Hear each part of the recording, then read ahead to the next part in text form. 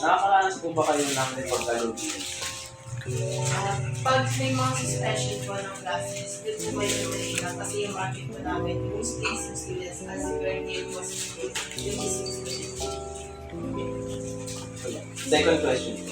May internet po ba kayo sa establishment niyo? And if open po ba ito sa mga customers? Yes po, hindi as naman po. Meron din po din naman po the internet po. Lalo na pag students po and for other mga nag-work po, hindi po yung internet po. Third question. Meron po ba kayong Facebook page or any social media platform regarding sa business? Yes po, sa Facebook page po namin is yung the Human Aid namin po. Then you can search it po. Fourth question po. Nakaka-experience po ba kayo ng problems sa pag-contact po ng supplier sa mga products na ginagamit po para sa business? Wala namang any instances na problems regarding the contact na suppliers for our products. Last question po. Do you take negative reviews?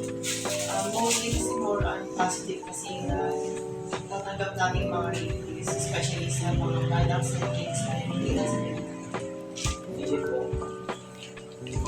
Yay!